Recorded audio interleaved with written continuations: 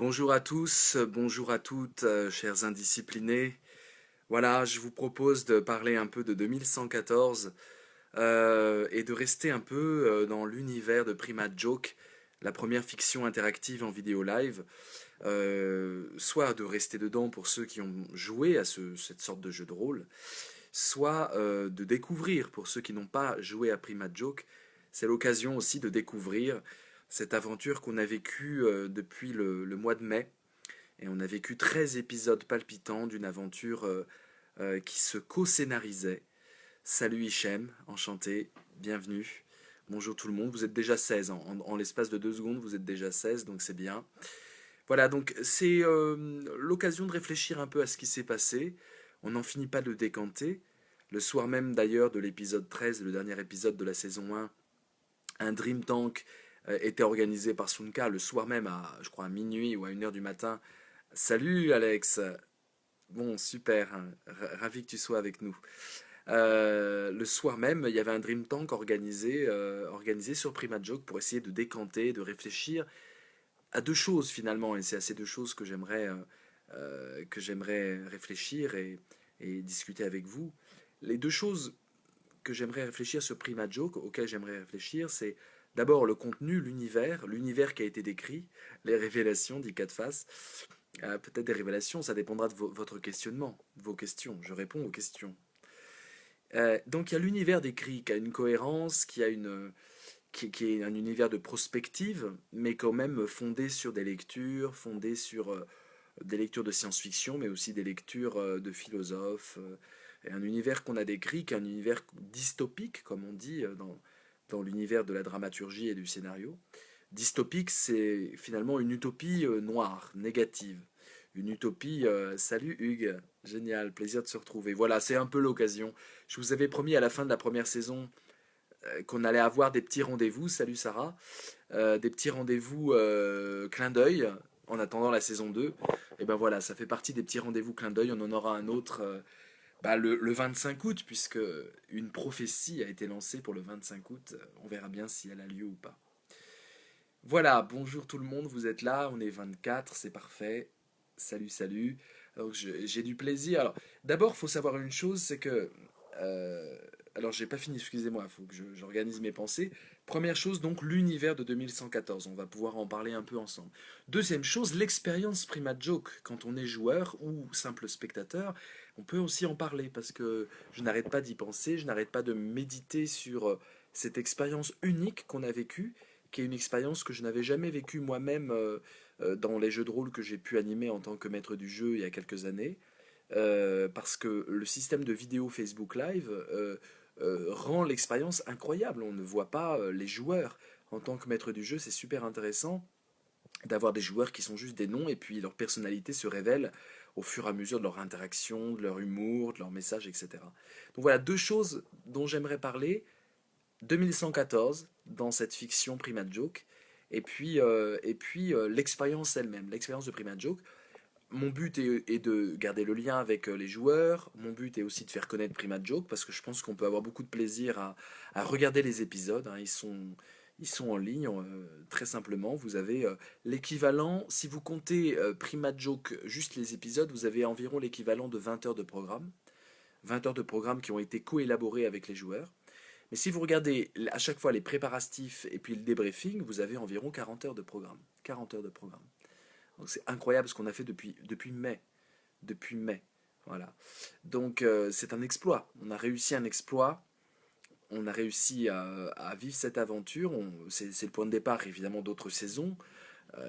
Et je suis très ambitieux avec ça, puisque quand je numérotais Prima Joke, je mettais en code Prima Joke saison 01, épisode 01 par exemple. J'avais prévu que le 01, c'est-à-dire qu'il y aurait plus que 10 saisons. Ça sert à rien de mettre 01 si on n'arrive pas à 10. Si on arrive à 9, on met pas un 0 devant.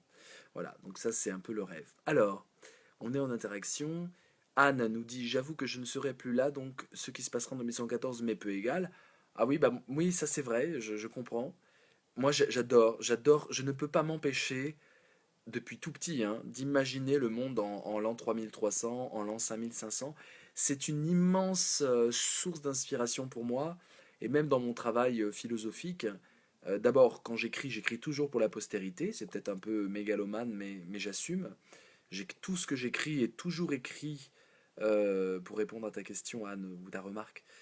Tout ce que j'écris est toujours écrit pour que dans 300 ans, on en parle. Et que dans 300 ans, on se dise, waouh, c'est intéressant, il y a un témoignage de quelque chose. Et ça, je l'ai depuis très très petit. Je l'ai depuis l'âge de 6, 7 ans, 8 ans.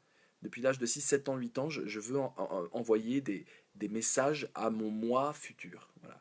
Que j'aurais caché dans le grenier, des messages, des vieilles lettres, codés en général, c'est codé, ça passe par un code. Et mon moi futur, c'est-à-dire moi, papy, à 75 ans, je découvre ces messages que l'enfant que j'étais m'envoie. J'essaie de décoder, parce que c'est codé, il faut que je retrouve un peu mes souvenirs et mon code, et je découvre les vérités. Voilà. Et ça, ce truc-là, je l'ai depuis tout petit. Et dans mes livres, j'accomplis ça. J'accomplis ça. Et le livre où vraiment j'accomplis ça très concrètement, très très concrètement, c'est-à-dire, c'est hallucinant, c'est Magique étude du bonheur. Je ne sais pas s'il y a des lecteurs de mes livres. Bonjour tout le monde, il y a plein de monde. Je vais prendre tous vos messages, hein, vous inquiétez pas. Mais dans Magique étude du bonheur, je me livre à un exercice intéressant. D'abord, c'est un jeu de rôle. C'est un livre jeu de rôle. Un génie vient me voir et me dit Salut Vincent, t'as gagné. Tu as prononcé quand tu dormais Suis-je vraiment heureux? Et c'est la phrase magique. Et cette phrase magique, quand on dit Suis-je vraiment heureux quand on dort, à haute voix, le génie apparaît et le génie nous demande un vœu. Et donc c'est un jeu de rôle. C'est-à-dire j'imagine quel est le meilleur vœu, parce que j'ai le droit à un seul vœu. J'ai pas le droit, j'ai pas le droit à une quantité de vœux infinie. Par contre, je peux imaginer tous les vœux les plus fous. La lévitation, l'immortalité, voyager dans le temps, voilà, je peux tout imaginer. Et je mets évidemment tout le livre, et donc c'est une réflexion sur le bonheur qui s'esquisse avec ce scénario complètement dingue. Et le génie me parle, il a un humour incroyable, moi je suis complètement paumé, j'arrive pas à le croire, il doit se transformer en cheval pour prouver qu'il c'est un génie, enfin bon. C'est proche d'un délire un peu éthylique et narcotique, mais voilà, on sait pas trop si c'est... Voilà. Et à un moment, il en a marre d'attendre, autour de la page 150, 250. Il se dit, écoute, il me dit, Vincent, tu mets trop de temps, les philosophes c'est chiant, vraiment il y en a marre, vous savez même pas ce que c'est le bonheur. Il me tease un peu, il me nargue, hein, il me chatouille, il me gratouille. Et il me dit, écoute, pour accélérer ta jugeote, ta réflexion, je vais te faire lire, Vincent, moi qui suis un génie donc je peux tout faire, le livre que tu vas écrire toi à l'âge de 78 ans, donc à la dernière partie de ta vie. Et tu as écrit un livre, il se trouve. Tu vas écrire un livre en 2018. En 2000 quoi? Non, pas 18, ça serait trop jeune. Enfin, un livre en 2000, je sais pas combien. Tu auras 78 ans et ce livre parle du bonheur, ça tombe bien. Donc toi qui n'arrives pas à donner une définition du bonheur à 30 et quelques années, tu vas lire, tu vas te lire toi-même à l'âge de 78 ans, tu vas lire le livre que tu écriras quand tu auras 78 ans, un livre qui parle du bonheur. Ça te permettra de comprendre maintenant à l'âge de 30 ans ce qu'est le bonheur, et ce qu'est ton bonheur à toi. Et du coup, tu vas enfin pouvoir trouver trouver ton vœu, c'est-à-dire ça va t'aider. Et donc tout d'un coup, la deuxième partie de Magique étude du bonheur, c'est le livre que j'écrirai. Donc imaginez dans quel état je devais être pour écrire ce livre. J'ai écrit un livre de philosophie comme un essai, mais qui parle depuis l'année 2000, 78 ans, je suis nul en maths, mais vous imaginez que ça fait pas mal de temps. Et du coup, les références que je donne dans cet essai que j'écris à l'âge de 78 ans sont des références inventées. C'est-à-dire que non seulement on tombe dans une fiction, puisque je me mets dans la peau de moi plus tard, mais en plus on tombe dans une fiction, puisque les références, au lieu d'être des références de philosophie, qui sont vraiment des références de livres existants, sont des références qui s'appuient sur des films ou sur des livres qui n'ont pas lieu, et donc que j'invente. Et donc tout d'un coup on a la philosophie qui cite ses sources, etc., qui se transforme en pure narration, voire en pure ouais, science-fiction. Et j'argumente là-dessus. J'argumente sur des exemples qui sont des... Voilà, vous comprenez un peu l'exercice. Je ne sais plus pourquoi je parle de ça avec vous, mais ce que je sais, c'est que je suis dans ce truc-là. Donc, Anne, pour répondre à ta remarque, me projeter dans le futur, j'ai d'ailleurs fait une conférence sur la philosophie en 2114 au forum Changer d'air, Cité des sciences, vous pouvez la regarder, hein, c'est sur YouTube. La philosophie en 2114, et c'est pas pour rien d'ailleurs que dans Prima Joke, je pars de l'année 2114, parce que cette conférence, je l'ai fait en 2014, et que ça avait du sens de donner le futur dans 100 ans, le futur de la philosophie. Simplement, là, ce qui est amusant, c'est qu'on a commencé PrimaJoke en 2016, et du coup, la conférence, c'est 2114. Du coup, j'ai gardé la date, donc c'est un écart de 100 ans. Mais ce qui est amusant dans PrimaJoke, c'est que je dis que pendant 2 ans, les néo-résistants de 2114 ont essayé, depuis 2 ans, de mener cette opération de connexion temporelle, et ils ont échoué lamentablement. Et au bout de 2 ans, ils y arrivent. Donc quelque part, les premières tentatives sont vraiment de 2014, l'année où je faisais une conférence à la Cité des Sciences sur la philosophie en 2114. Vous comprenez un peu, c'est un peu complexe, hein, on est dans des paradoxes temporels un peu complexes. Je prends un peu vos remarques. Alors, j'en étais à Anne. Donc Anne, pour répondre juste à ta question, c'est Julien Banda, je ne sais pas si tu connais ce philosophe, Julien Banda. Il dit ne jugez jamais votre époque depuis là où vous êtes, essayez toujours de juger votre époque depuis l'an 3000. Et c'est cette phrase de ce philosophe que j'aime beaucoup, qui a écrit La trahison des clercs, notamment un très beau livre, qui montre la trahison des intellectuels, qui arrêtent d'être dans la rationalité, et qui sont dans les choses fumeuses déjà. Il écrit ça il y a longtemps, et c'est super intéressant, lisez Julien Banda. Et cette phrase qu'il dit, jugez votre génération, jugez votre époque depuis l'an 3000, est une phrase presque de méthodologie philosophique. Ne pas juger ton époque depuis ton époque, mais essayer de te projeter, de voir, de pousser toutes les tendances de l'époque 1000 ans plus tard, et essayer de voir ce que ça peut donner. C'est ce qu'on a fait dans PrimaJoke. Dans PrimaJoke, l'univers de PrimaJoke, que vous avez résumé dans la page Facebook Le Revorium, page facebook.com/Revorium, l'univers de PrimaJoke est un univers qui pousse toutes les tendances actuelles, la Turquie de Erdogan, la mise en dictature de pas mal de démocraties, ou la dictature autoritariste, l'appel au divertissement, l'appel au bonheur obligatoire, ce que j'appelle le bonheurisme d'ailleurs dans Magique étude du bonheur. Euh, Toutes les tendances actuelles, l'idée d'expérimentation sur le clonage, l'idée d'expérimentation sur les cyborgs, le transhumanisme, toutes les tendances actuelles ont été poussées de façon assez cohérente, même si le résultat est complètement barge, parce qu'on se retrouve, et je vais vous raconter un peu comment, on va lire ensemble un peu le Revorium, vous allez voir le 2114 qui se déroule sous nos yeux. C'est écrit, c'est là, on va le lire ensemble, on va le commenter. Donc voilà, et donc c'est un exercice qui vient de cette phrase de Julien Banda, ne juge ton époque comme si tu étais en l'an 3000. Alors, je continue. Alors, qu'est-ce qu'on a On construit l'héritage qu'on laissera à la génération de 1114. Mais tout à fait, Alex, tu peux pas savoir à quel point ce que tu dis résonne. Alors, ça paraît aussi mégalo de dire ça, mais pour peu que les traces d'Internet deviennent des vestiges, ce qui est un des partis pris de PrimaJoke, dans PrimaJoke, il y a des spécialistes qui sont des archéonautes, et les archéonautes sont des archéologues d'Internet. Ils remontent dans les traces du passé d'Internet, et ils trouvent des sites oubliés dans les années 2030, 2040, voire même 2016. Et donc Internet est devenu complètement tentaculaire, polyédrique, quantique. C'est incroyable ce qui s'est passé avec les bioordinateurs, ce qu'on appelle les bioordinateurs, les ordinateurs biologiques.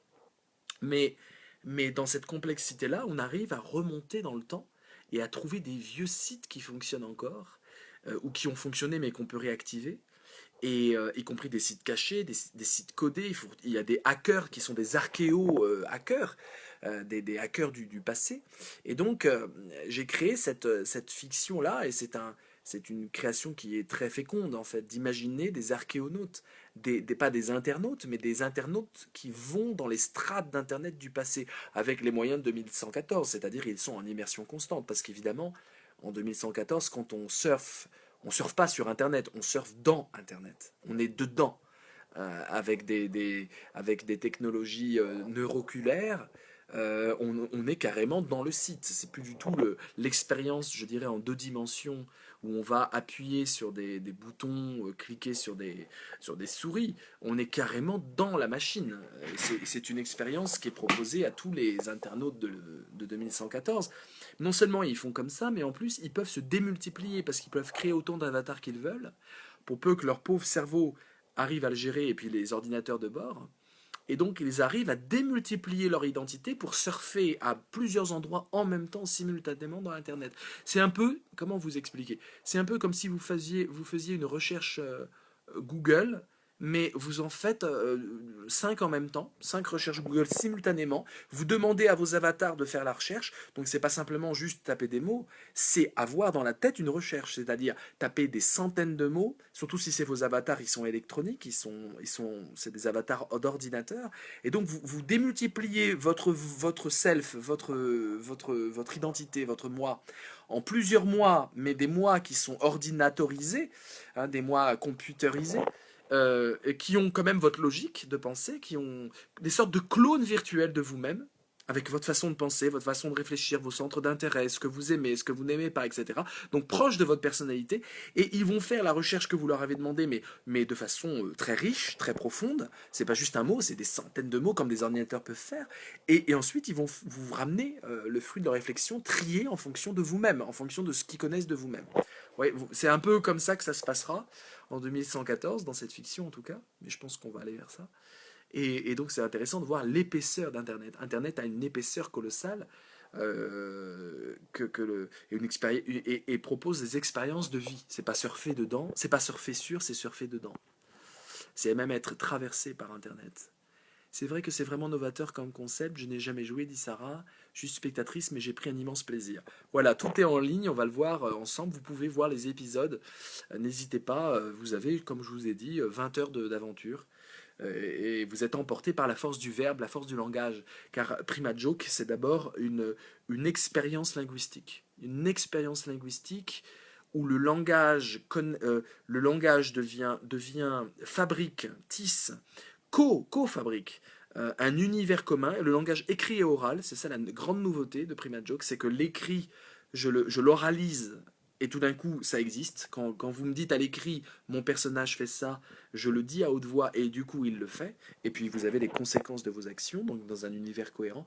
Et donc c'est un exercice de puissance magique du langage. On a expérimenté la puissance incantatoire du langage, quelque chose qui est complètement évacué dans la linguistique classique. Le côté incantatoire, les anthropologues s'en emparent un peu en nous disant des choses très très basiques hein, sur l'incantation, sur la puissance magique du langage, mais il manque une linguistique magique. Elle n'a pas été créée, j'espère la créer un jour, j'espère pouvoir écrire un livre qui me tient à cœur sur le langage, et notamment sur une chose du langage que j'appelle le CQFE. Le CQFE, c'est ce qu'il faut exprimer. Et dans ma conférence sur le langage que vous trouvez en ligne, qui est un peu technique, qui s'appelle Elle comme langage, une conférence que j'ai faite au Barrio, au Barrio Latino, c'est une conférence qui montre que dans tout langage, il y a une puissance incantatoire en devenir, le CQFE, l'urgence expressive. Et dans Prima Joke, on a expérimenté le CQFE. À la fin de toutes nos tirades, on aurait pu mettre non pas CQFD, c'est ce qu'il fallait démontrer, mais CQFE, ce qu'il fallait exprimer. Et c'est pour ça qu'on était drogués. On avait vraiment vécu une expérience narcotique. Les joueurs, Alex et Hugues et autres, peuvent en témoigner. On a vécu une expérience de drogue par le langage. Donc une expérience magique. Au bout du compte, une expérience magique. Et tous ceux qui vont peut-être vivre, même pas en direct, hein, en différé Prima Joke, vont voir d'abord la transe dans laquelle j'étais, systématiquement, à avoir des spasmes, à avoir, je suis quand même un gaillard solide, hein. Voilà, je sais respirer, j'ai fait 20 ans de kung-fu, voilà, j'avais des transes, j'étais complètement en transe avec vous, connecté, c'était incroyable ce qu'on a vécu. Je devais même m'arrêter, je me rappelle, j'avais des bouffées d'incantations magiques. Et je pense que de votre côté, quand on avait besoin de faire un débriefing, je crois que dès le premier Prima Joke, on avait besoin de faire un débriefing pour pouvoir redescendre, hein. Comme on parle de redescendre quand on prend de la drogue, et ben on devait redescendre. On devait redescendre tous ensemble. C'était incroyable. Et le débriefing, c'était aussi bon que la partie. Et parfois, il atteignait des strates philosophiques assez élevées. À la fois, il y avait exprimé des ressentis, mais qu'est-ce qu'on a exprimé? Qu'est-ce qu'on a fait? On était éblouis du voyage incantatoire à travers la langue qu'on a mené tous ensemble. Euh, les, voilà, Géraldina. Alex, trop fort. Tu m'as piqué sur la magie. Du coup, le lecteur peut aussi transposer l'idée de lire à un certain âge et de relire le livre à la retraite. Oui, tout à fait. Et dans Magique étude du bonheur, Alex, pour répondre à ce que tu écris, Comme j'écris le livre que j'écris à 78 ans, ça se trouve, je vais mourir avant. Et quand je me mettais à écrire ça, je me disais, Inch'Allah, dans ma tête, comme on le dit dans les pays maghrébins, c'est-à-dire c'est bien prétentieux de dire que je vais écrire un livre en ça se trouve, je serais complètement fou ou complètement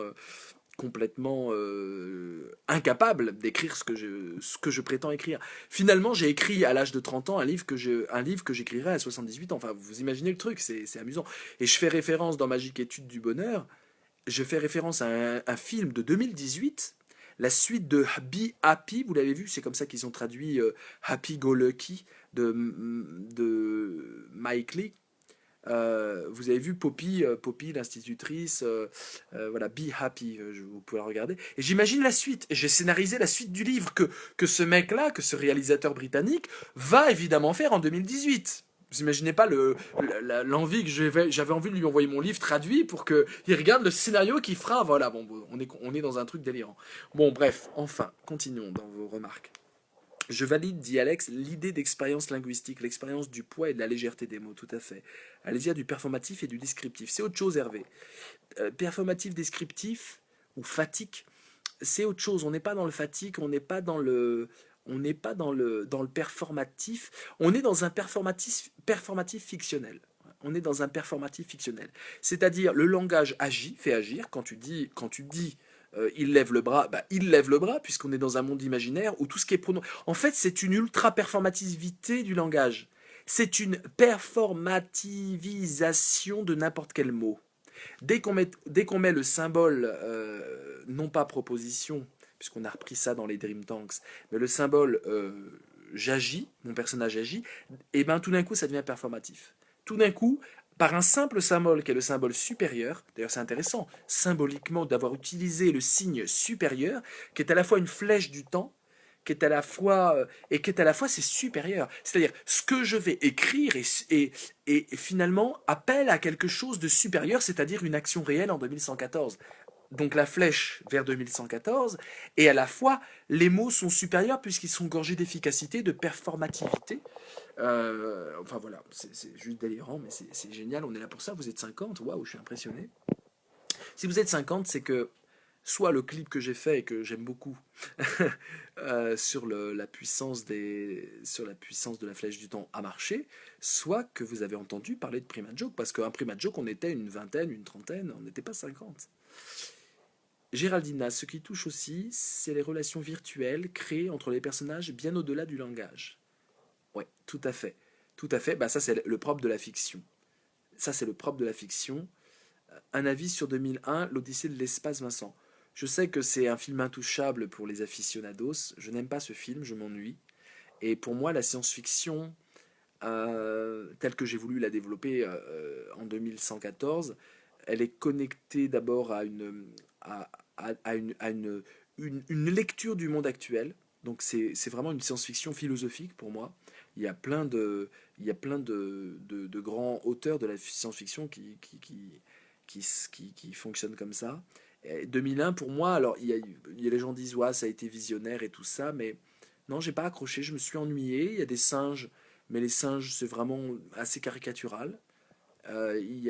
J'aime pas, j'aime pas. Le seul truc que je retiens de 2001, c'est le rapport à l'ordinateur que j'ai aimé. J'ai aimé cet ordinateur HAL, qui veut dire IBM quand vous faites quand vous baissez d'un cran les lettres. IBM donne HAL quand vous baissez d'un cran. Euh, et HAL 9000, ça m'intéresse. C'est vrai que c'est assez culte. Et j'aime beaucoup le côté pervers. C'est-à-dire qu'ils ont créé, et c'est très bien rendu, un ordinateur pervers qui a l'air tout doux, tout gentil, et en fait qui est complètement fou. Mais la folie de l'ordinateur est révélée dans une sorte de bonheurisme bienveillant, maternant, etc., qui est super intéressant. Ça, vraiment, ça, il n'y a pas de problème. Mais tout le reste m'a ennuyé. Kubrick, en général, m'ennuie. Je sais que ça se fait pas de dire ça, mais moi, c'est pas du tout la science-fiction qui m'intéresse. C'est pompeux, c'est machiste, c'est sans vie, c'est psychologiquement complètement nul. C'est nul. Voilà. Excusez-moi, hein, mais j'ai d'autres références en science-fiction que ça. Désolé Hichem, j'espère que je ne tue pas un film culte pour toi. D'ailleurs, on peut en discuter et même pas être désolé, c'est bien de ne pas être d'accord. Alex, sur l'expérience de joueur, il y a cette expérience d'oser, expérience de vie, qui est réellement intimidante, tout à fait. Honnêtement, pour les Dream Tank, je veux en faire, mais j'ai cette même appréhension. Tout tout à fait. Et d'ailleurs, Alex, pour répondre à ton truc, la musique dans le clip que j'ai fait, je crois que c'est John Lennon. Tout simplement, c'est en solo. C'est John Lennon solo. Et c'est Mad Song. La chanson Mad Song, elle est géniale, hein. Il y a un côté 2001, là, pour le coup, effectivement, il y a un côté un peu 2001. Demain soir sur Arte. Bah voilà. Bon courage à tout le monde si vous voulez regarder 2001 sur Arte. Et il y a 2010 après, hein. Alex, attends, j'ai pas fini. Ah, vous êtes déchaîné. En fait, vous aimez la science-fiction. Je vois ça là. Ça vous plaît le côté 2114. Sur l'expérience de joueur, oui. Alors, Alex, tu parles en fait du courage. Prima Joke a été une sorte de leçon de courage pour tout le monde. Pour moi, énormément, parce que je vous garantis. Rappelez-vous le nombre de préparatifs en vidéo live qu'on a fait. Mais c'est incroyable. J'en ai fait à Istanbul avec vous, j'en ai fait partout. Je ne pensais voilà, c'est venu d'un balbutiement, le numéro, je ne sais plus combien d'ailleurs. Et ensuite, je me suis dit tiens, pourquoi on ferait pas un scénario tous ensemble? Et on l'a fait, on l'a réalisé. Et c'est incroyable, on avait peur, quoi. On avait tous peur de se lancer là-dedans, moi le premier. Mais qu'est-ce qui va se passer? Et puis j'avais peur d'avoir peut-être des joueurs schizophrènes, des joueurs qui allaient prendre ça au pied de la lettre. D'ailleurs, je pense qu'il y a plein de joueurs qui au début étaient là et qui sont partis en courant. Parce que c'est une expérience qui fait peur. Ça fait peur de se dire, waouh, je suis projeté dans un univers où le langage compte.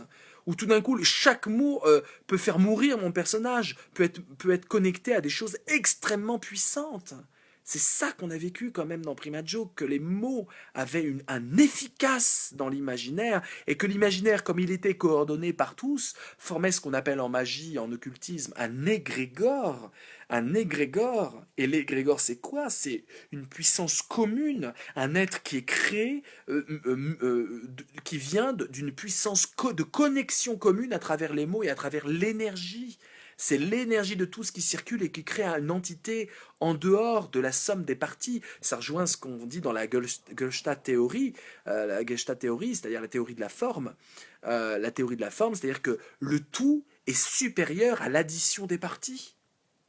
Et c'est ce qu'on a vécu dans Prima Joke. Le truc qu'on a pondu tous ensemble est supérieur à l'addition de ce que Alex avait dans la tête, Hugues avait dans la tête, Lulabi qui peut pas être là avec nous mais qui va évidemment regarder Salut Lulabi, on te fait signe. Enfin, tous les joueurs avaient dans la tête. On a créé un tout supérieur à la somme des parties. Et d'où ça vient? D'où vient le supplément d'âme? C'est magique ça. De quel démon, pour parler le langage de l'occultisme, à quel démon on doit ce supplément d'âme qui fait que le tout est supérieur à la somme des parties?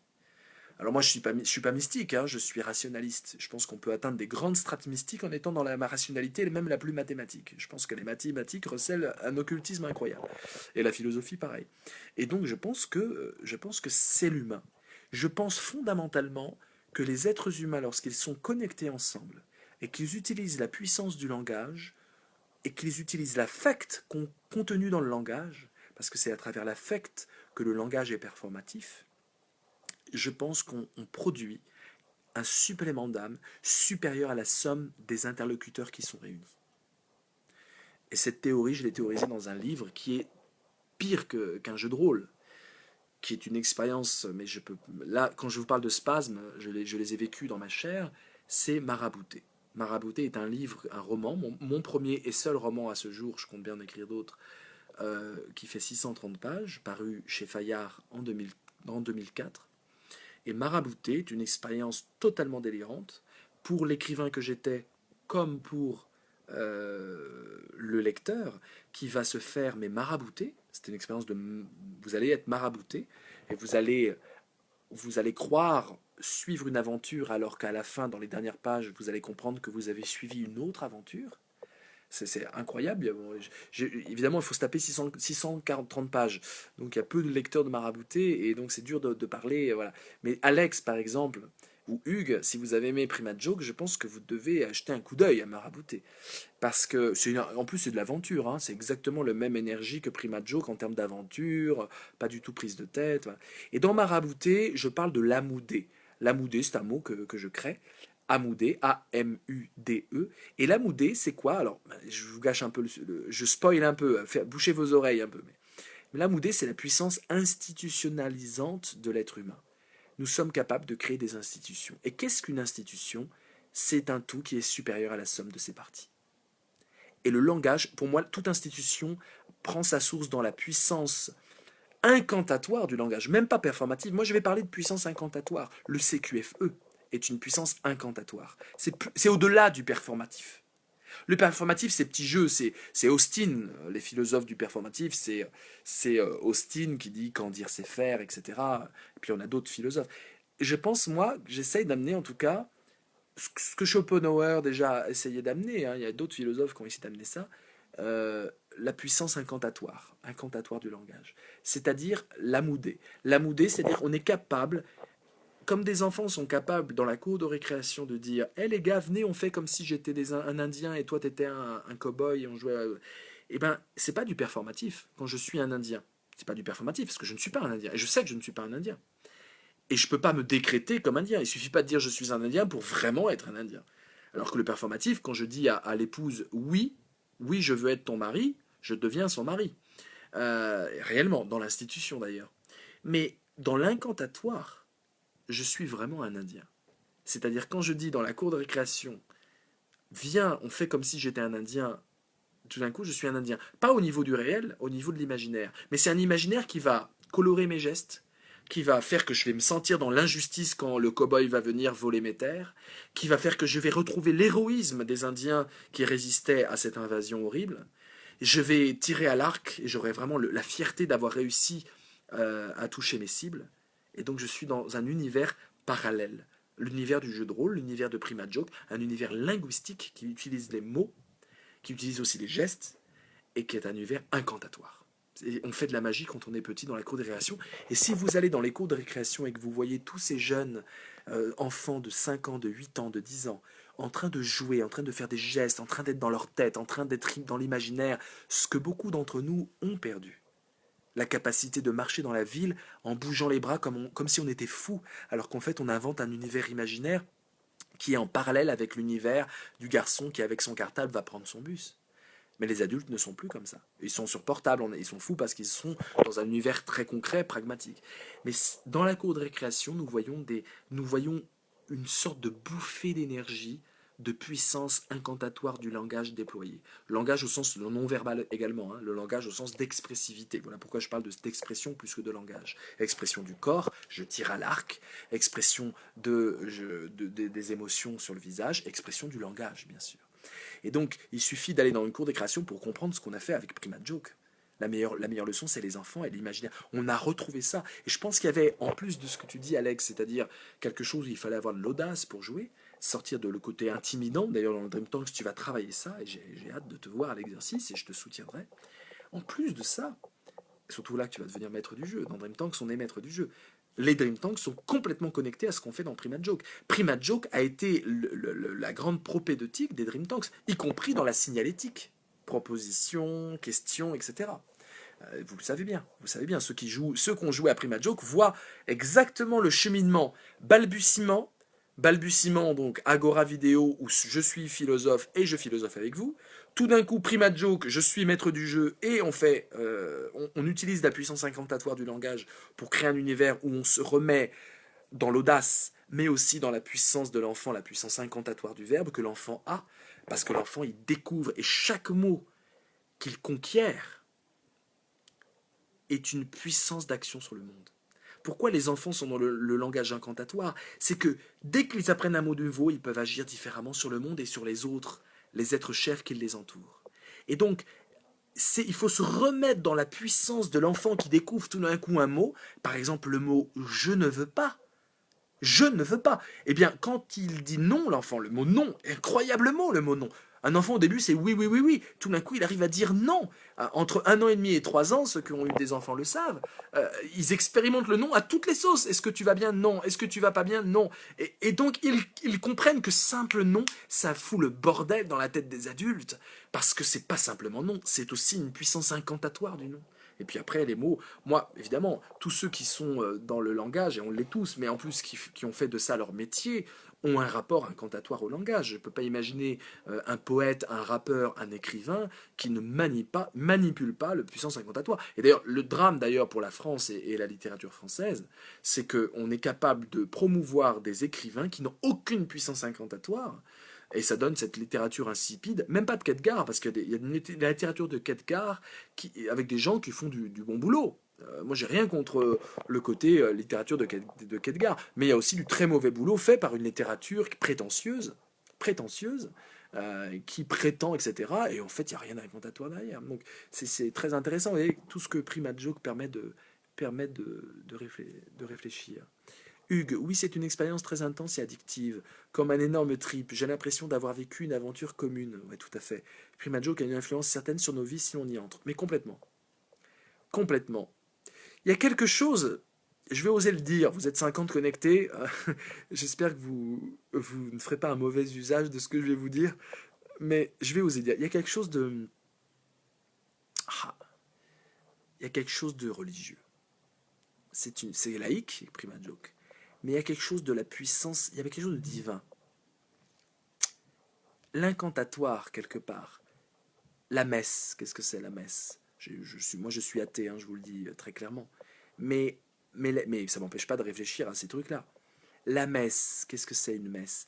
Qu'est-ce que c'est les guérisseurs dans certains peuples où ils ont des guérisseurs qui passent par le mot? Le mot est parfois l'action. Il y a le caillou chaud qui est là dans la main, que j'ai préparé bien sûr, que j'ai mis dans les charbons ardents, et je dis voilà ton mal, je l'ai sorti de ta tête. Je pense que celui qui se fait guérir, il le sait qu'il y a un caillou chaud qui a chauffé dans les charbons ardents. Mais les mots sont tellement forts qu'ils décident de faire le jeu de rôle du mot parce que ça va vraiment les guérir, et ça les guérit. Il y a quelque chose de mystique au sens... j'aime pas utiliser ce mot, mais il y a quelque chose de l'ordre d'un trip où on était dans le commun. Hugues, c'est quand tu dis on a une expérience commune. Il y a vraiment quelque chose d'une mise en commun, Hugues. Je t'ai jamais croisé, je t'ai même pas vu en photo ou quoi que ce soit. Je n'arrive pas à mettre un visage sur Hugues. Mais quand je vois Hugues, je sais que j'ai vécu, mais on s'est mélangé, quoi. On a vécu Prima Joke ensemble. Ça crée des liens. On a vécu le même trip, mais je dirais même, on a été à la même messe, quoi, quelque part. On a été dans la même incantation. On est des frères d'incantation, Hugues. Voilà, on a créé. Et alors, évidemment, je vais t'en parler un peu en message privé, Hugues, mais j'ai beaucoup d'ambition avec Prima Joke. Ce qu'on a créé là, il y aura une deuxième vie, et on va en parler, et je tiendrai au courant, très chers indisciplinés qui me suivent là actuellement, qui me suivez, je vais vous tenir au courant. Il y aura une vie, une suite à Prima Joke. Non seulement il y aura une saison 2, et j'espère que parmi les 50 qui sont connectés, ça vous donne envie d'aller voir un peu ce qu'il en est. Mais tu nous suis depuis la Russie, David. Génial. Kuruma, pourtant, c'est très africain comme nom. C'est même un très très grand auteur africain. Je crois qu'il était, je sais même plus d'où il était, le soleil des indépendances, hein, de Ahmed Kuruma. Donc, est-ce que c'est la même famille? Je ne sais pas. Vous voyez, les mots, c'est génial. Vous dites Kuruma, tout de suite, j'ai tout un univers qui arrive. Hervé, la quatrième dimension reste la meilleure série un peu philosophique. C'est vrai. Tu as raison. Tu as raison que tous ceux qui ont touché au monde parallèle, etc., et quand ils ont fait du bon travail, c'est-à-dire un travail qui donne à penser, pas simplement à frissonner, parce qu'aujourd'hui, dans les fictions un peu comme ça, on donne tellement dans les effets spectaculaires 3D, dans le côté trépidant, la musique infernale, etc., qu'ils en oublient le fondement. Je regardais Hunger Games, je regardais tous ces trucs Harry Potter, tout ça, mais je trouve que c'est quand même très très pauvre. Alors, je sais qu'il y a des aficionados d'Harry Potter, tout ça. Moi j'ai du mal à entrer dedans, parce qu'il y a un côté... on ne croit pas à l'incantation. C'est une sorte de patchwork de mythologie, sauce anglo-saxonne, puritain, c'est très puritain, je trouve, comme univers. Et même s'il s'agit de la quête de l'autonomie, je trouve quand même que c'est mal fait au niveau philosophique, je trouve. Il y a pas... Enfin, j'aime pas. Et par contre, la quatrième dimension, c'est vrai qu'il y a des épisodes, c'est des petits bonbons philosophiques, un peu comme Hitchcock, les courts-métrages d'Hitchcock. Il y en a d'autres, hein, comme ça, mais c'est vrai pour faire du bon travail en section, il faut s'intéresser au réel, au rapport au réel et à cette puissance incantatoire du langage. À cette puissance incantatoire du langage. Peut-être qu'ils faisaient des vrais trips, hein, les scénaristes de la quatrième dimension, et que l'univers psychédélique de ces années-là aidait peut-être euh, à faire des scénarios. Je ne pense pas qu'on ait besoin de passer par la drogue pour délirer le monde, mais il faut passer par l'incantation. Quatre faces, il faut se battre contre soi-même pour oser jouer, oser agir, oser... Mais ça, tout le monde l'a vécu, d'ailleurs, des très beaux témoignages de Béatrice et de Gracia. Dans Prima Joke, vous les trouverez facilement Si vous surfez dans facebook.com/groups/primatejoke, vous avez notre univers et vous allez trouver tous ces témoignages de joueurs qui disaient mais c'est incroyable, je n'osais pas agir parce que ça avait une implication pour le groupe. Je ne suis plus toute seule. Et que mon action, même si c'est dans l'imaginaire, la puissance incantatoire de mon action va transformer l'histoire. Tout d'un coup, je suis responsable, co-responsable d'une histoire qu'on élabore en commun, une fiction interactive. C'est pas des blagues. Et c'est vrai que du coup, il y en a plein qui ont été paralysés, même qui n'ont pas voulu être joueurs, qui ont été tout le temps spectateurs. Pas de souci, dit Hichem, ça m'intéressait ton avis. Tu me diras tes références en matière de science-fiction au cinéma pour mieux te comprendre. Alors, moi, oui, j'aime Solaris, j'aime le premier, hein, le Tarkovsky, j'aime Star Wars, je suis un enfant de Star Wars. J'aime surtout la première trilogie, j'aime le côté space opéra. Blade Runner, j'aime beaucoup aussi, qui est pour moi 1000 fois plus profond hein, que 2001, même si c'est les mêmes périodes, c'est des grandes références, mais il y a une profondeur intellectuelle pour moi dans Blade Runner incroyable. J'aime aussi les grands trucs déconnants, comment on appelle ça, le truc avec Schwarzenegger, là, c'est quoi le truc avec Schwarzenegger? Sur Mars, là, Retour sur Mars ou je sais pas quoi. J'aime alors évidemment, Solaris, je parle de Solaris, mais rien ne vaut le roman hein, de Lem. Ça c'est vraiment extraordinaire, ça il faut lire ce roman. Solaris, c'est quoi l'idée? Tout d'un coup, alors Solaris c'est incroyable, c'est un roman pour moi qui a été fondamental.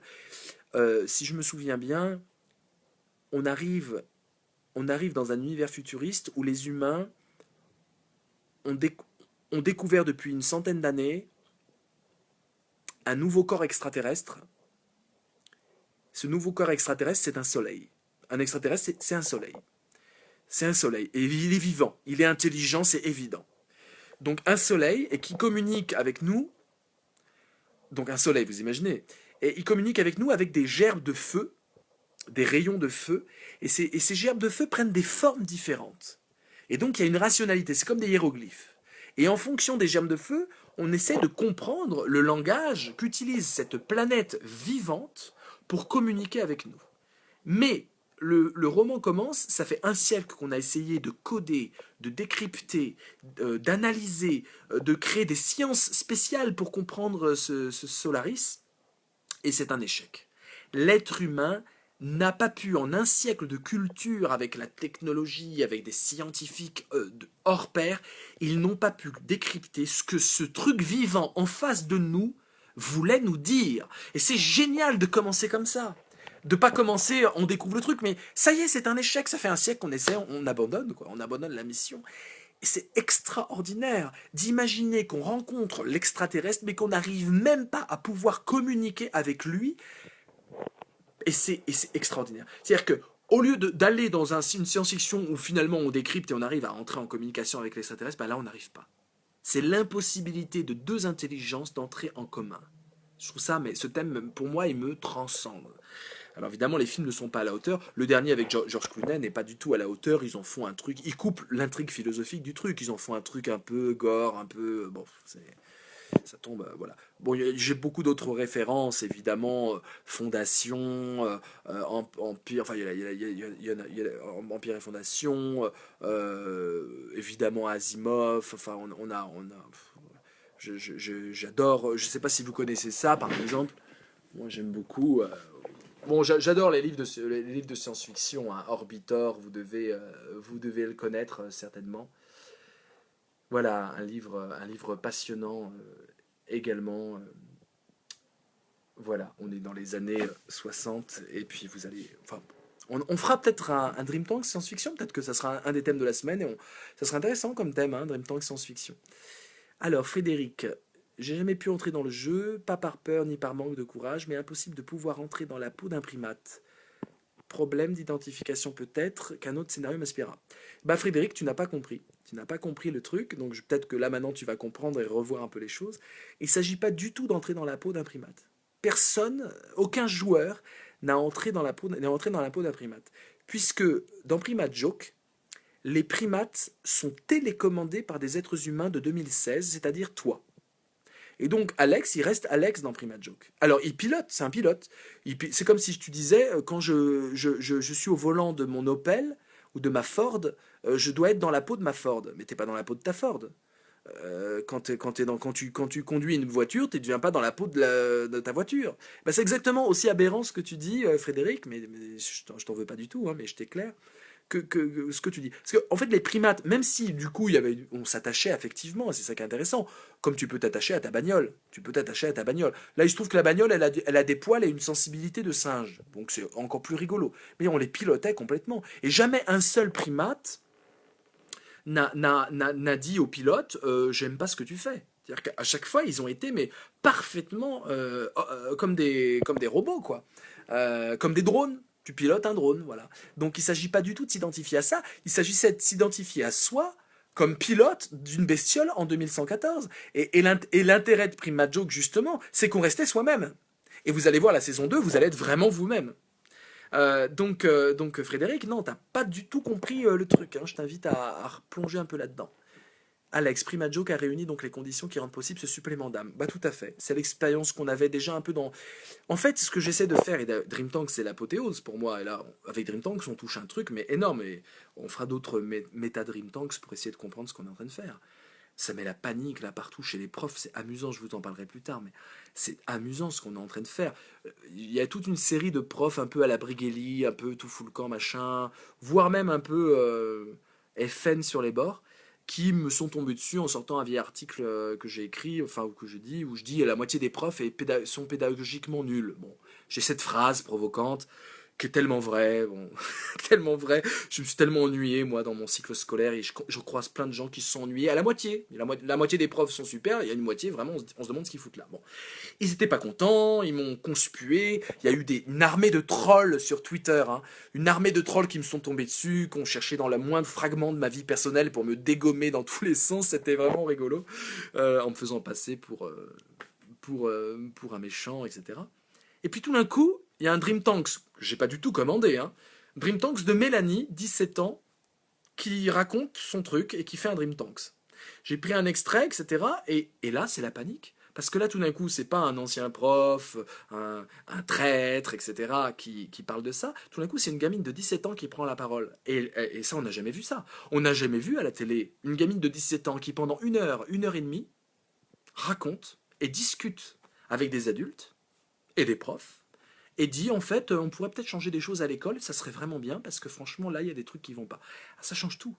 Quand vous avez un philosophe entre guillemets, enfin un intellectuel médiatique machin, on peut toujours dire il veut se faire mousser, c'est son ego, il dit du mal, il veut être, il y en a même qu'on dit il veut être ministre, il veut devenir ministre, enfin, ils sont traumatisés par Luc Ferry, voilà bon.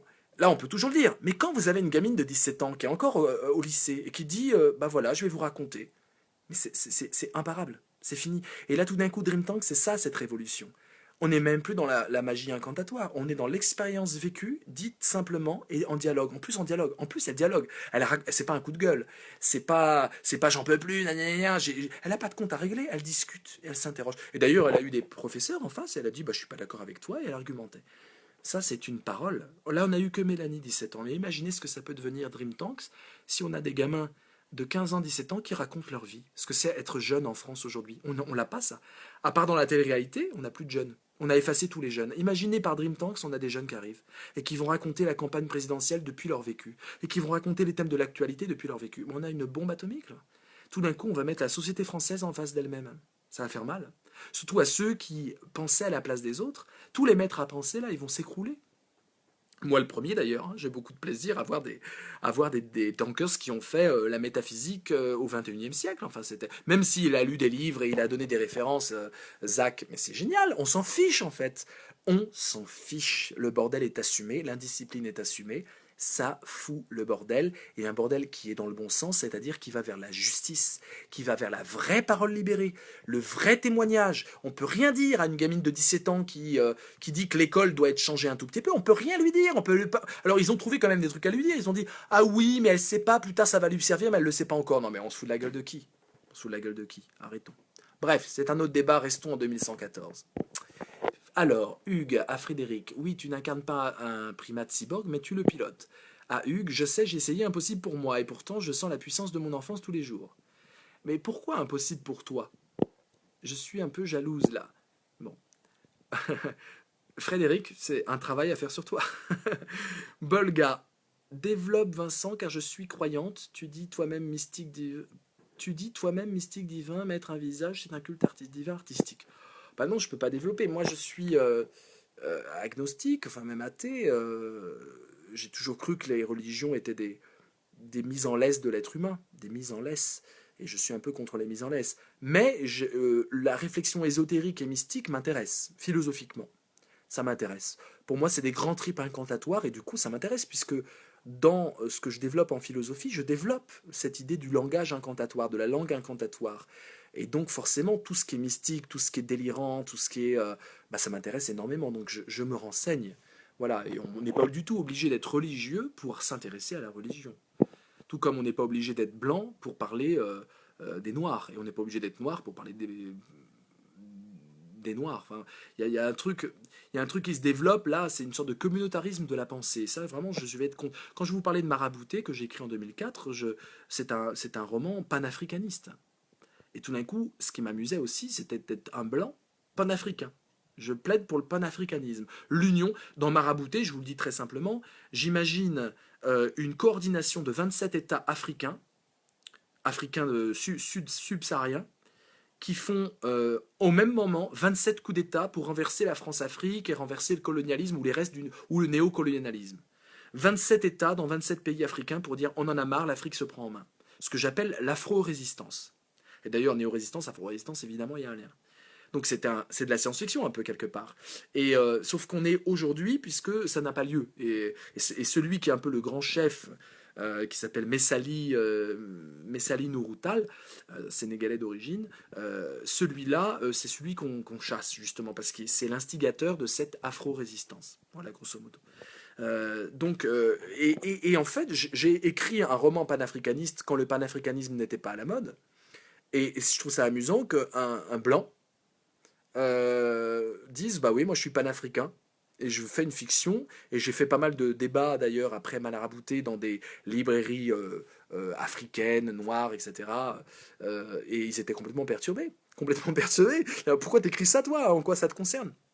Donc, c'est amusant de changer les caméras d'angle et de changer les codes et ne pas tomber dans le communautarisme intellectuel. C'est insupportable, par exemple, la chaîne Black Entertainment. Je trouve que c'est une chaîne raciste, complètement raciste. C'est du racisme institutionnalisé alors que ça vient d'Amérique. Tant mieux, mais je trouve que c'est. Imaginez une chaîne qui s'appelle White Entertainment. W-E-T. Hein, White Entertainment. Vous imaginez le truc. Et mine de rien, on laisse le communautarisme et tous les petits roitelets communautaristes gagner justement en France politiquement. Et c'est une catastrophe. On peut être noir et s'intéresser à la cause de Chinois. Et de juifs et de discriminés on peut être blanc et s'intéresser à la cause de l'Afrique du Sud. Nadine Gordimer, etc. Il y a plein d'écrivains blancs qui étaient absolument pour la lutte pour la liberté dans le plein apartheid en Afrique du Sud. Donc cette idée que tu ne peux parler des noirs que parce que tu as un taux de mélanine suffisant, tu ne peux parler de tel et tel, c'est une idée absurde. Et justement, Prima Joke, pour moi, c'était justement cette tentative de dire, il n'y a pas de stéréotype. Hugues, je sais même pas où tu habites, qui tu es, quelles sont tes origines. Alex, je sais rien, je sais que tu habites loin, mais je sais même pas pourquoi et comment. Et c'est ça qui était génial, et c'est ça qui est génial dans les Dream Tanks. On retrouve cet immense plaisir de ne plus avoir de stéréotypes. Alors, Dream Tanks, vous prenez la parole, donc il y a votre visage. Et quand on voit Gaïa la Bleue, et qu'elle dit, oui, je suis moitié africaine, moitié française, bon, on le voit. Donc, les stéréotypes peuvent revenir. Mais par contre, ceux qui communiquent dans Dream Tanks, évidemment, n'en ont pas. Et même l'exercice de prendre la parole est un exercice de déstéréotypisation. Alex, aux joueurs, l'idée de courage, est-ce que vous ressentez, vous avez ressenti cette fuite du courage, fuite de quelque chose qui vous avait fait peur, mais dont vous soupçonnez les bienfaits? Ouais, c'est magnifique. Jean-Charles, bonsoir à toutes, ma connexion n'est pas très bonne, d'accord. Un auteur, une manière de voir la philosophie directe, tout à fait. Nini, en fin de compte, n'est-ce pas parler pour ne rien dire? Faut aller à l'essentiel. Je comprends pas de quoi tu parles, Nini, précise. Jean-Charles, comment aller à l'essentiel et qu'est-ce que l'essentiel? D'accord. Les dunes, bien sûr, dunes, évidemment. Sarah, la description du film Solaris m'a intrigué. Je pense que j'irai le regarder en streaming. Non, lis-le, lis-le. C'est un roman de Lem, un grand. Lis-le. Jean-Charles, sur l'impossibilité de communication, il y a également Le Fouet, bien sûr. Frank Herbert, bien sûr. Mélanie Top 2DT, que du bonheur. Je crois qu'elle en a fait 3 en plus. Je crois que c'était son troisième. Euh, Géraldina, c'est ce qui fait la force de ses vidéos. Ayant un balbutiement avec ces jeunes. Il n'y a plus besoin, bon, le gars, il n'y a plus besoin de faire un balbutiement avec des jeunes. Ils prennent directement la parole et ils font des vidéos tout seuls. C'est le principe de Dream Tanks. C'est qu'ils n'ont plus besoin d'avoir un papa ou un tuteur. Et d'ailleurs, voilà, maintenant, n'importe qui fait des Dream Tanks. C'est une question de courage personnel et d'envie de partager. Il n'y a plus besoin de moi. C'est ça qui est génial. C'est que tout d'un coup, ça me dépasse. Et d'ailleurs, il y a des Dream Tanks, je suis pas d'accord. Je suis pas d'accord, mais c'est magnifique que ça existe. Donc je suis ébahi, ça existe. Et puis après, je mets dans le commentaire, comme tout le monde, bah non, je suis pas d'accord. Claire, j'ai ma fille de 16 ans, ça l'intéresse justement de pouvoir faire un Dream Tanks avec une copine, bravo. Elle est en vacances jusqu'au 25 août, mais après, elle en fera un. Bravo. Amener des jeunes, de toute façon, il n'y a aucun problème. Facebook, je crois que c'est interdit aux moins de 13 ans. Donc au-delà de 13 ans, il n'y a aucun problème. Et qu'on ait une parole. Et même s'ils disent des bêtises, même si on n'est pas, bah, ils auront des internautes qui diront je suis pas d'accord, etc. Mais on veut tous les âges, des jeunes, des moins jeunes, tout le monde. On veut les citoyens, on veut la population française dans son intégralité. La curiosité de l'esprit n'a pas d'état. Ouais, très bien. Alex, on manque tellement de courage dans des situations du quotidien, manque de courage dans nos pensées, dans ce que l'on vit, voit, entend. Prima Joke, c'est apprendre à se réapproprier un courage naturel. Je suis tout à fait d'accord avec toi. Idée de vivre, collaborer ensemble, d'où l'intérêt de développer ce jeu. C'est un émancipateur de la volonté de courage. Waouh, j'adore. C'est magnifique. On plonge en 2114 pour terminer ce petit balbutiement. Ceux qui connaissent, voilà, je vais vous raconter un peu 2114. J'attends de voir vos remarques. Je ne les prendrai pas en compte parce que là on va terminer. Ça fait 1 heure qu'on est ensemble. Je vais lire 2114, mais par contre je les lirai après et tout le monde va pouvoir lire vos remarques. Donc n'hésitez pas dans ce dernier exercice de commenter ce parcours, euh, cet univers 2114. Alors, vous avez donc dans le Rêvorium, vous avez facebook.com Rêvorium, vous avez tout notre univers. Et bien sûr, voilà, ça c'est le dieu des Simiens, parce qu'ils ont aussi une divinité, ils ont inventé une divinité. Il y a des textes qui ont été produits par le système. Là, vous avez tous les résumés, Prima Joke saison 1, tous les épisodes de la première fiction interactive. Épisode 1, vous avez à chaque fois les vidéos là. À chaque fois les vidéos, et donc vous avez le titre, un petit résumé et les vidéos. Ne lisez pas le résumé si vous voulez être surpris, ça va spoiler. Voilà, et vous avez nos 13 épisodes, même un interlude en vidéo, etc. Et vous pouvez suivre toute l'histoire, 13 épisodes, comme une série. On l'a fait avec 0 €. C'est une série qu'on a fait avec 0 €. Beaucoup d'énergie, beaucoup d'investissement, beaucoup de plaisir.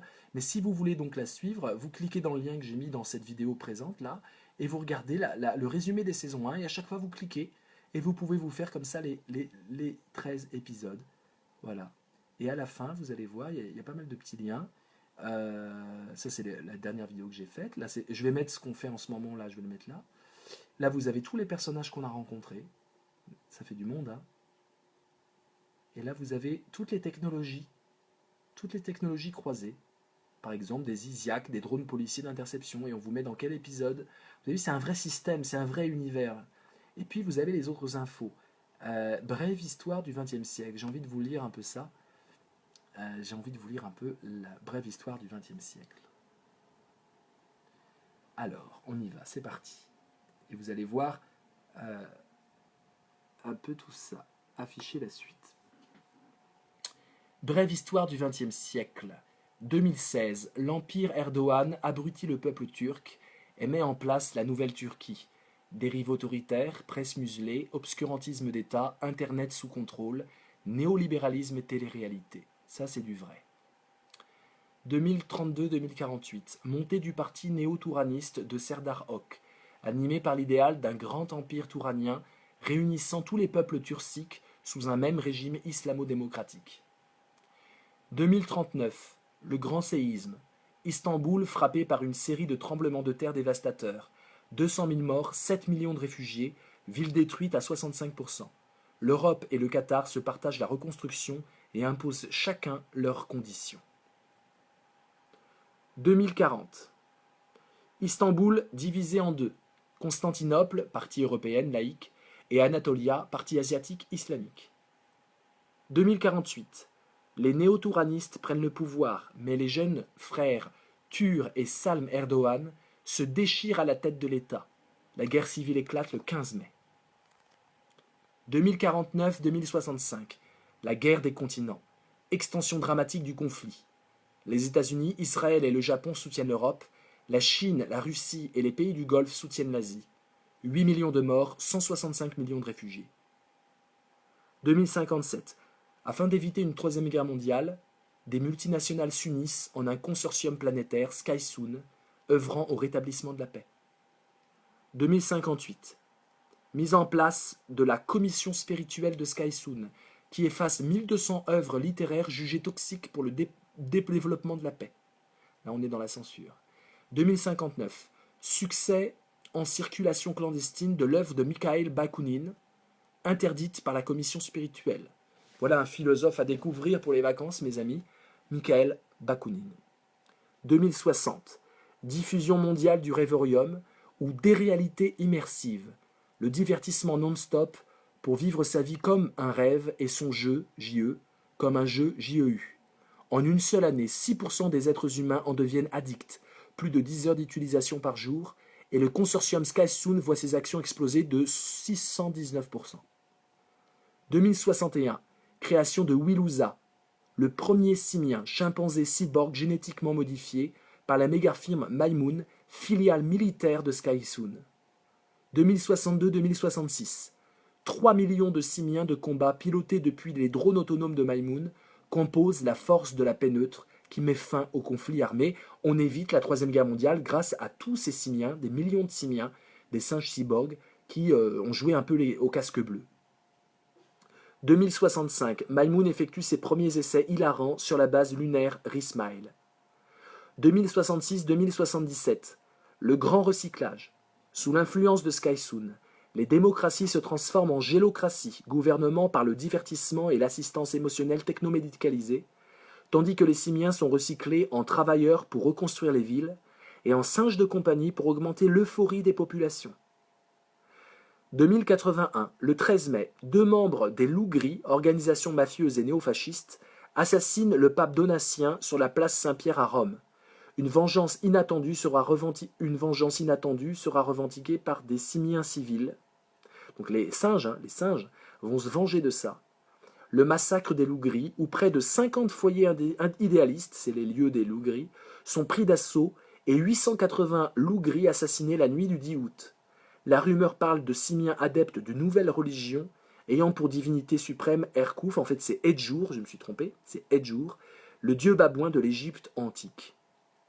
2090, dénonçant la transvolution humaine, simiens de plus en plus humains, humains de plus en plus singes, donc là il y a un croisement, les simiens deviennent de plus en plus humains et les humains deviennent de plus en plus des singes, des néo-résistants tentent de s'opposer à Maimoun et de saboter le programme Rire Mondial.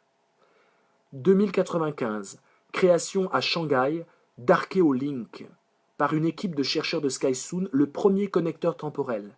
Cette technologie, qui permet de communiquer avec le passé via Internet, tombe dans les mains de néo-résistants français grâce à une hackeuse de génie surnommée Donna Haraway, qui devient aussitôt l'ennemi numéro 1 de SkySoon. 2012-2114, après 2 tentatives désastreuses, les néo-résistants lancent l'opération Prima Joke, le pilotage de simiens via un groupe d'hommes et de femmes vivant en 2016, donc sans compromission possible avec le futur et n'ayant pas perdu le désir démocratique, les indisciplinés. Voilà, donc Frédéric, c'est ça que tu incarnes, une indisciplinée de 2016 et non pas un singe. La connexion se fait d'abord avec Vincent Cespedes, un philosophe français suivi par une communauté d'internautes, puis le pilotage des simiens hackés débute le 15 mai 2016 sous forme d'un jeu de rôle afin de n'éveiller aucun soupçon. Voilà, je modifierai le nom d'Edjour pour le dieu babouin. Voilà mes amis, on a fait une bonne heure. C'était un grand plaisir de lire un peu vos... ça paraît tellement crédible. Merde, on a du travail, ça paraît que... ouais. Alors Alex, tu auras beaucoup de travail parce que je vais... Alex, Hugues et Lulabi, les joueurs qui ont gagné plus de 20 points d'expérience, donc les meilleurs joueurs, les plus assidus et les meilleurs de Prima Joke, vous allez avoir un privilège. Je vais vous donner du travail à faire et on va faire en sorte que Prima Joke va déborder cette expérience et va donner des fruits tout à fait révolutionnaires. Et je vous en tiendrai évidemment informés tous. Vous allez voir c'est le début d'une très belle aventure totalement novatrice, totalement novatrice. Je vous dis à très bientôt. Rira bien qui rira le dernier. Et à ceux qui ont découvert Prima Joke ce soir, n'hésitez pas à partager ça, à raconter, à témoigner de votre expérience de spectateur. Vous allez n'être que spectateur, hélas, mais en fait, vous allez voir que je pense ça pousse à réfléchir, ça pousse à s'interroger sur soi-même, en attendant la saison 2. À très bientôt, mes amis.